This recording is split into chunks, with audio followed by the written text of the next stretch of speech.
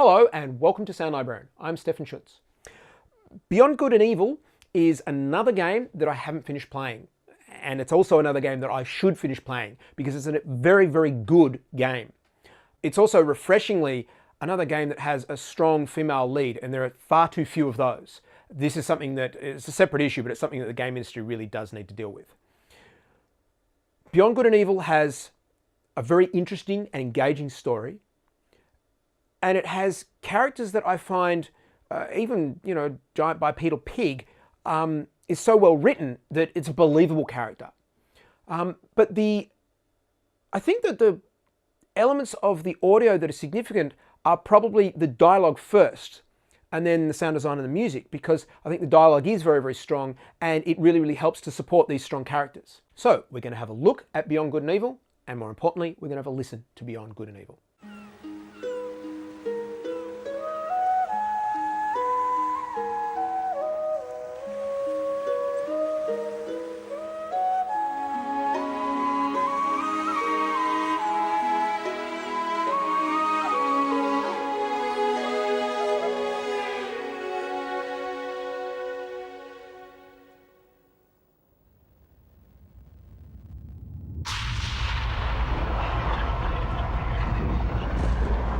They're coming.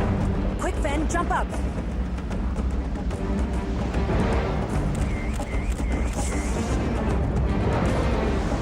Go tell Paige. I'll take care of the shield.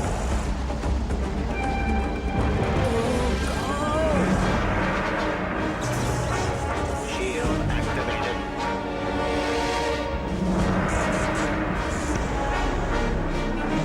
Shield disabled. Your Optima account is 350. units short.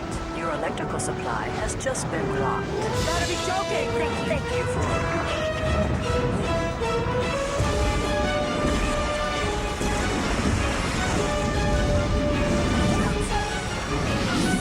Get back inside it!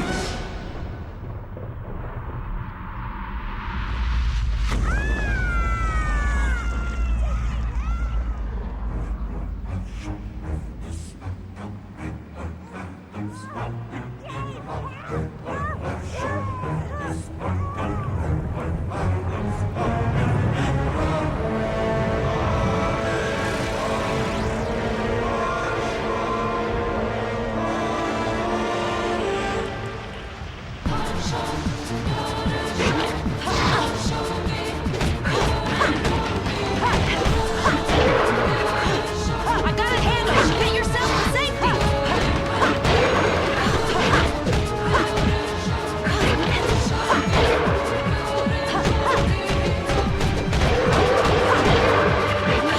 Stay hidden, kids!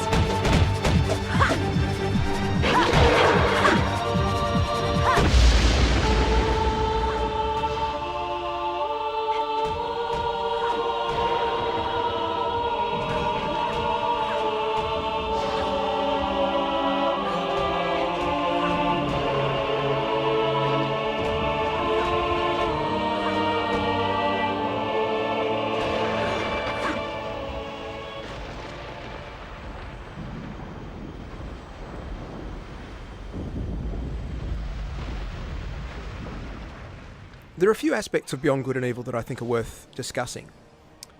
I really quite like the overall feel of this game. It had a very different feel to a lot of the games that were being produced at the time that this was produced. It was very story-driven. It had a fairly different feel to the world and to the action, and the concepts behind the character were also really quite good.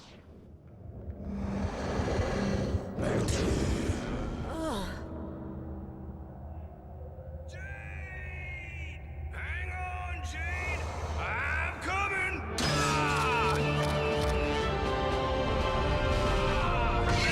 Free yourself, Jade!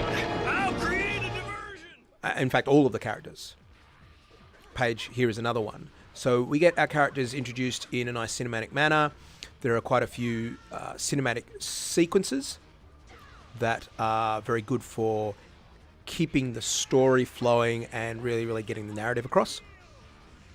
And in general, I think the way it's presented, the colours, the camera work and the movements of the characters give it a good cinematic feel as well. From the audio point of view, I think the dialogue is probably the most significant thing, although I do have to say that I really enjoyed a lot of the music. The combat music was quite adequate and worked well in places, but I found in general that a lot of the more ambient music that was playing was really, really quite lovely. In fact, very, very reminiscent of some of my favourite Japanese anime film scores. Very, very simple in places, but really, really lovely melodies and just gentle, tuneful pieces that were played on appropriate instruments and just provided a really nice background feel for the game. So overall, I think the game has got some really good, solid elements. The sound effects themselves, I didn't find were particularly outstanding. Now, I mean that quite literally in that they weren't bad, and in most cases they were solid sound effects that did their job well, but they didn't stand out as being anything special. So there's nothing about the sounds that I would be particularly critical about, but at the same time there's nothing about the sounds that I would necessarily point out as being a strong point. We're gonna be able to pay to get the hovercraft fixed with that. Hey, Secundo, scan this for me, will ya? Okay, Yeet.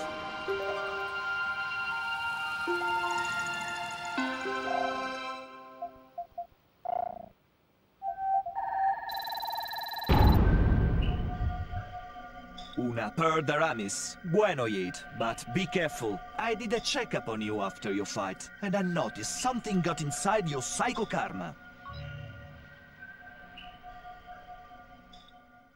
Something that I realized when I was playing through this game and doing this capture was of big significance from the audio point of view, and that's the dialogue. And it wasn't until I had the realization in playing Beyond Good and Evil that I basically realized that this is something that's not done in many other games at all. In fact, I've hardly seen it done at all within games. The character of the AI within this game is obviously a Latin background, and he has an accent. More than that, he has a very strong accent, and in fact, part of what he says is in Spanish. So this is a character that's talking to you in his own language that is a mixture of mostly English, but with some extra words thrown in there from what obviously his native language is supposed to be, which is Spanish. So you've got this combination of Spanish words thrown in with heavily accented English words and quite often some little idiosyncrasies as well.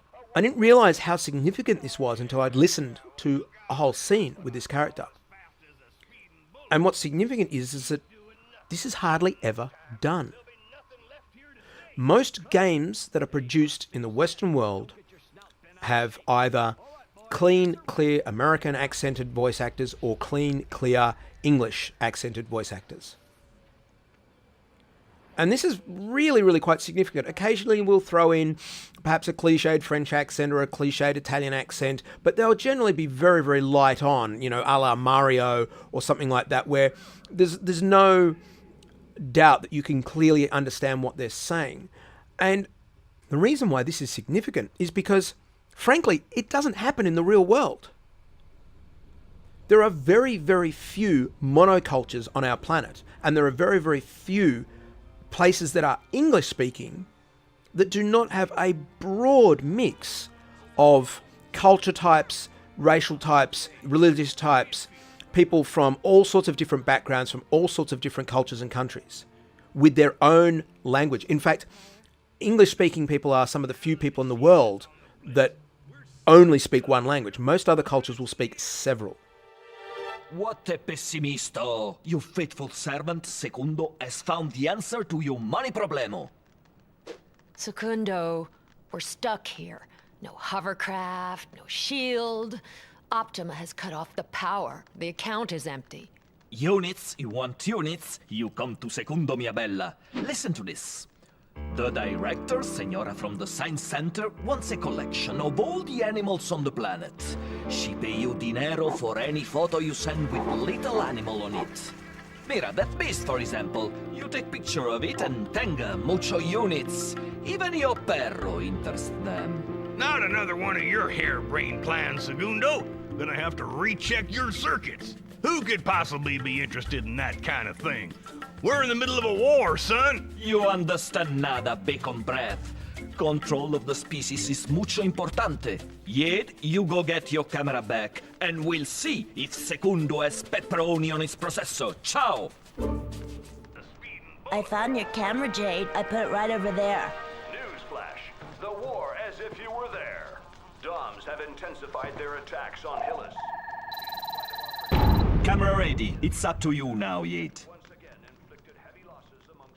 So the idea that we have a character here that has obviously a strong accent and a language of his own, that he's, and he's speaking English as a courtesy to the other English-speaking characters, is really significant. And I think it's a bit of a damning indictment on the games industry that I can't think of many other games that have even slightly approached this. The whole idea of having a character talking to you. In fact, I would suggest that we have more games with non-realistic alien languages being spoken by large tentacled monsters than we do dealing with cultures other than Anglo-Saxon white English-speaking backgrounds in our games industry in the Western world. This is not a good situation. And I'm quite happy to be very critical about this because we live in a world of many, many cultures. And the experience of dealing with this character in Beyond Good and Evil is really refreshing. It's really good having this guy say things to you, and occasionally it's like, well, I understand what he said, but I didn't get every word. And that's cool. That's exactly like what the real world is like. Speaking with people with lots of different accents, sometimes you'll get every third or fourth word. You can still understand what's being said, but their accent makes it a little bit of a challenge, but it makes it more interesting. So this, for me, is a really huge, strong point for Beyond Good and Evil, that they'd brought in a character that had his own cultural identity, rather than just being another cookie-cutter white Westerner. And in fact, to take this even further, there are a couple of games which I'm not sure whether I will review for this series or not, that are supposedly set in other cultures, and yet everybody's got a stereotypical West Coast American accent. Now, regardless of whether that's your audience or not, you should be giving your audience a little bit more credibility than to think that everybody in the game has to have one homogenous accent. So for that reason alone, I really, really think this game deserves to be included on this list, and I really, really think that people should be having a look at this game and should be learning from what you can do and where the boundaries need to be reset. As I've said, the other elements of this game are all very, very strong. I love the fact that a lot of this game is centered around the use of your camera. You are archiving all the different species on this planet. And that's really, really good. And in fact, it takes a conscious effort when you get attacked by a new creature to not immediately reach for a weapon. Sure, you may have to defend yourself ultimately, but after a while, your initial reaction becomes one of, where's my camera? Take a photo of it, archive it. Obviously, if it's something that's going to attack me, then you have to defend yourself. But the camera is a very, very strong element in that you use it for analysing things, you use it for finding clues, and so that's a really, really nice mechanic. It's been done in other games, but Beyond Good and Evil does it very, very nicely. Obviously, one of the limitations of this platform means that quite often you're talking to people and you just get little written dialogue, because they didn't have the ability to have recorded dialogue for every single thing that somebody said. That's purely and simply a limitation of the PS2. And many other PS2 games have exactly the same situation. But whenever there are the scripted events going on, and these happen quite often because there's quite a lot of story in this, you get recorded dialogue in with the scripted events. So in some ways, this game is actually quite a bit stronger than a lot of other games. It does have a lot of scripted story events and a lot of recorded dialogue going on during those scripted events. Miss Jade. My employer, Mr. de Castellac, like all the inhabitants of Hillis, wish to see an end to this war. The Alpha sections claim to be pushing back the Doms, but they're hiding the truth from us. The Doms monsters have already invaded every corner of our planet. 2 specimens have been spotted at the bottom of this mine shaft. If we don't warn the population, their numbers will increase radically. Mr. de Castellac is prepared to pay a very high price to be able to defuse a picture of a pair of these monsters. This is a very risky mission, and you're free to refuse. Well, Doms aren't exactly our best friends. Tell your boss he'll have his picture.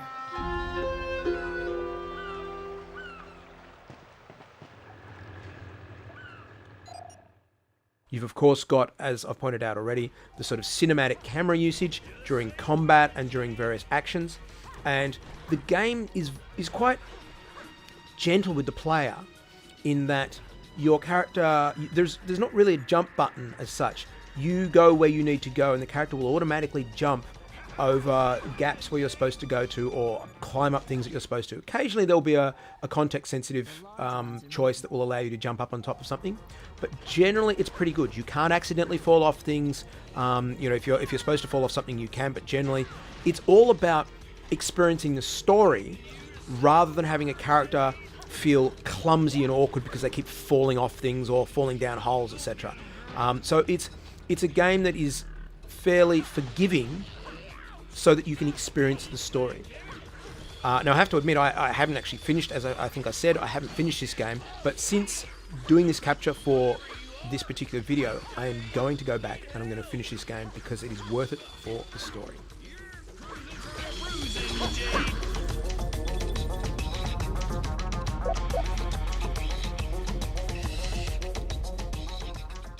So this is a game that surprisingly there was not more in the franchise made. Perhaps it didn't sell well enough, I'm not really sure. Because I thought it was a strong game and it was a game that was regarded quite highly. And it was a game that had some very, very good aspects about its design and its audio.